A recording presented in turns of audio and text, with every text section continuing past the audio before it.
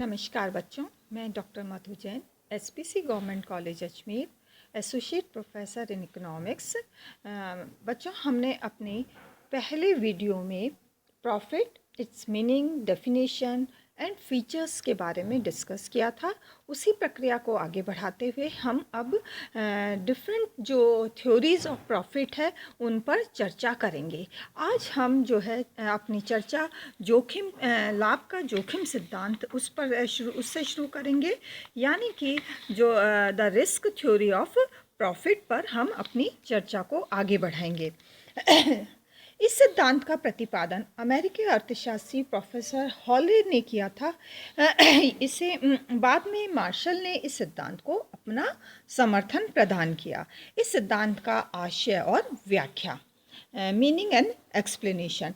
इस सिद्धांत के अनुसार लाभ जोखिम उठाने का पुरस्कार है। एक साहसी भविष्य की मांग को ध्यान में रखते हुए वस्तुओं का उत्पादन करता है, और यदि आने वाली परिस्थितियां सामान्य रहे और साहसी का अनुमान सही बैठे तो उसे लाभ होता है, अन्यथा उसे हानि भी उठानी पड़ सकती है। इस प्रकार किसी भी वस्तु के उत्पादन में जोखिम का अंश अवश्य ही होता है।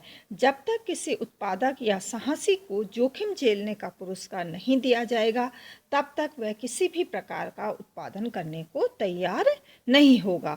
विभिन्न उद्योगों में जोखिम अलग अलग होता है, और जोखिम की इस भिन्नता के कारण ही जो है लाभों में अंतर आता है। अर्थात हम कह सकते हैं कि जिन व्यवसायों में जोखिम की मात्रा अधिक है उन्हें अधिक लाभ प्राप्त होता है, जबकि कम जोखिम वाले जो उद्योग है या व्यवसाय है उनमें लाभ की मात्रा भी कम होती है। इस प्रकार से हम ये कह सकते हैं कि लाभ पूंजी के साधारण लाभ से अधिक होता है, क्योंकि यदि साहसी को केवल उतना ही लाभ मिले जितना कि पूंजी के सुरक्षित विनियोग में मिलता है, तो कोई भी व्यक्ति अपनी पूंजी को जोखिम में डालना नहीं चाहेगा, और इस प्रकार से किसी भी प्रकार का उत्पादन कार्य में वो इन्वॉल्व नहीं होगा।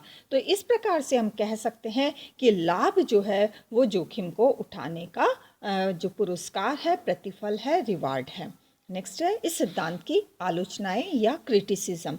लाभ के प्रोफेसर हाले के इस सिद्धांत की कुछ अर्थशास्त्रियों ने आलोचना भी की है, जो इस प्रकार से है। नंबर 1, लाभ जोखिम उठाने का नहीं बल्कि जोखिम को कम करने का पुरस्कार है। प्रोफेसर कार्वर का मत है कि लाभ इसलिए नहीं मिलता कि जोखिम उठाई जाती है, अपितु लाभ इसलिए मिलता है कि श्रेष्ठ साहसी जोखिम को कम कर देते हैं। दूसरा, लाभ मात्र जोखिम उठाने का ही पुरस्कार नहीं है। विभिन्न आलोचकों का कहना है कि यद्यपि लाभ जोखिम उठाने का पुरस्कार है, लेकिन ये भी सच है कि केवल मात्र जोखिम उठाने का पुरस्कार ही लाभ नहीं होता, अपितु लाभ का कारण एकाधिकारी शक्ति, साहसी की कुशलता, साहसी की योग्यता, नव प्रवर्तन आदि विविध कारण भी होते हैं। नेक्स्ट है इस प्रकार का जोखिम, हर प्रकार का जोखिम लाभ उत्पन्न नहीं करता। प्रोफेसर नाइट कहते हैं कि सभी प्रकार के जोखिम अनिश्चितताएं उत्पन्न नहीं करते। कुछ जोखिम तो ऐसे होते हैं जिनका पहले से अनुमान लगाया जा सकता है, और ऐसे जोखिमों को बीमा के द्वारा दूर कर लिया जाता है, परंतु कुछ ऐसे हैं जिनका पूर्वानुमान नहीं होता है, अतः ऐसे जोखिमों का बीमा नहीं किया जा सकता है। इसलिए प्रोफेसर नाइट का कहना है कि जिन जोखिमों का पूर्वानुमान नहीं लगाया जा सकता वे जोखिम ही अनिश्चितताएं उत्पन्न करते हैं, और लाभ इन्हीं अनिश्चित जोखिमों को झेलने का पुरस्कार है। इस प्रकार कुछ अर्थशास्त्रियों ने इस सिद्धांत की कई प्रकार से आलोचना की है। नेक्स्ट है लाभ का अनिश्चितता उठाने का सिद्धांत, uncertainty bearing theory of profit. इस सिद्धांत का लाभ के अनिश्चितता सिद्धांत का प्रतिपादन करने वाले अर्थशास्त्री प्रोफेसर नाइट है। प्रोफेसर नाइट कहते हैं कि लाभ साहसी को जोखिम उठाने के कारण प्राप्त नहीं होता, बल्कि उसे यह अनिश्चितता सहन करने के बदले में प्राप्त होता है। प्रोफेसर नाइट कहते हैं कि जोखिमें दो भागों में विभाजित कर सकते हैं, एक ज्ञात जोखिम या नोन रिस्क, और दूसरा अज्ञात जोखिम यानी अननोन रिस्क। प्रथम प्रकार के जोखिम को तो हम बीमा योग्य जोखिम कह सकते हैं, यानी उनका पूर्वानुमान लगाकर हम उनका बीमा करा सकते हैं, इसलिए उन्हें बीमा योग्य इंश्योरेबल रिस्क कहा जाता है। और दूसरे प्रकार के जोखिम जो कि बीमा अयोग्य जोखिम कहलाते हैं, अर्थात अनइंश्योरेबल रिस्क है, अर्थात जिनका हम पहले से पूर्वानुमान नहीं लगा सकते, उनका बीमा नहीं करा सकते हैं, ये जोखिमें बीमा अयोग्य जोखिमें कहलाती हैं। प्रथम प्रकार के जोखिम अर्थात ज्ञात जोखिमों के अंतर्गत अग्निकांड, मृत्यु, दुर्घटना, टूट फूट आदि की घटनाओं को शामिल किया जाता है। इन सब घटनाओं का अनुमान सांख्यिकी यानी स्टैटिस्टिक्स की सहायता से पहले से ही लगाया जाता है। इस प्रकार की ज्ञात घटनाओं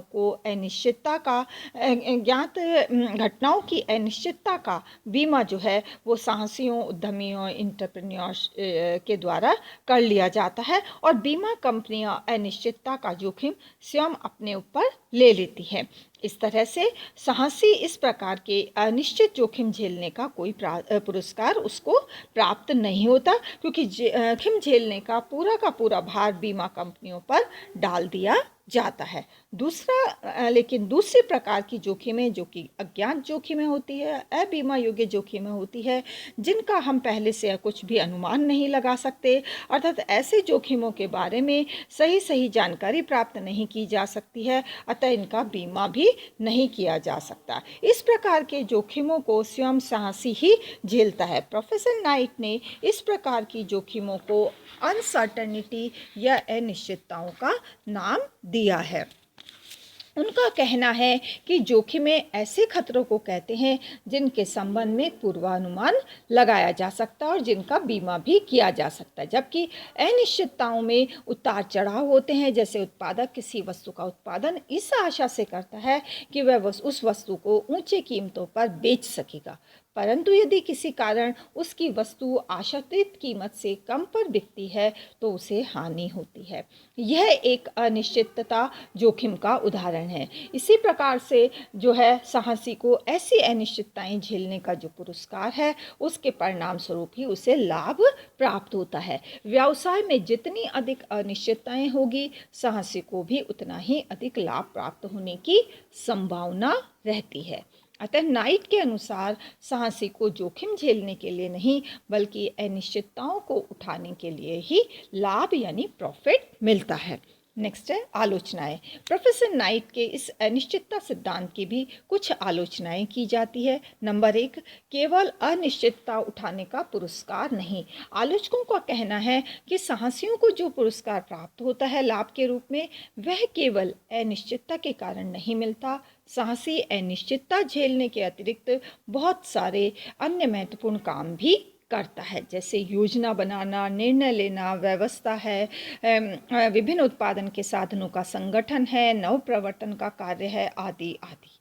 अतः लाभ केवल अनिश्चितता उठाने का पुरस्कार नहीं है, बल्कि वह उसके अन्य अनेक गुणों और कार्यों के संयोग के कारण ही प्राप्त होता है। दूसरा, अनिश्चितता को पृथक साधन का दर्जा देना भी उचित नहीं है। आलोचकों का कहना है कि अनिश्चितता को उत्पत्ति का एक अलग साधन नहीं माना जा सकता है।